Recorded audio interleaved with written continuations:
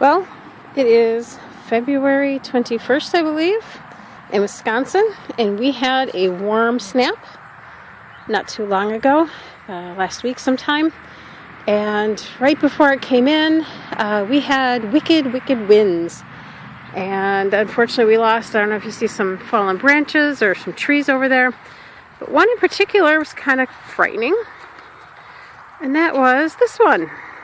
Dun, dun, dun, dun. The top of a live tree. Now, it's not too scary really, but if you think about it, two things. One, oh my God, Rother's right. Okay, wow, okay. I should have prepared this better. But anyway, these trees out here are very tall. I can't even tell you how tall they are. They're like super tall.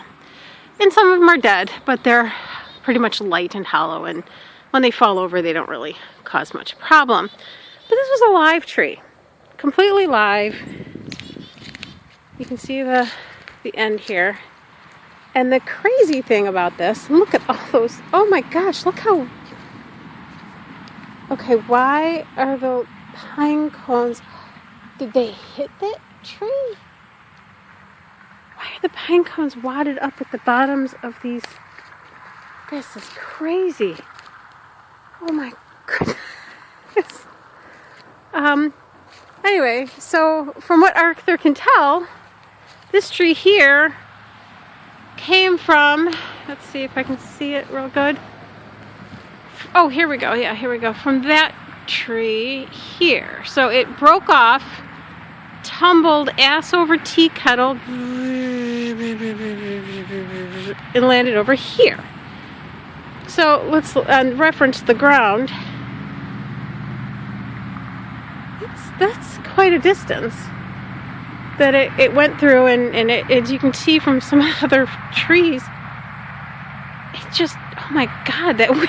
I'm sorry. And I'm completely fascinated by all these. Like, how did this happen? Why are they wadded up down there? I'm freaked out. I mean, if you look up this tree, it's a very tall tree. Let's see if we can go to the top of the tree. No, that doesn't help anything. And look at this tree. This tree's super tall. Anyway, I'm freaked out. That's a big tree. And it broke in half. It just snapped. And went tumbling through the woods and landed in our backyard.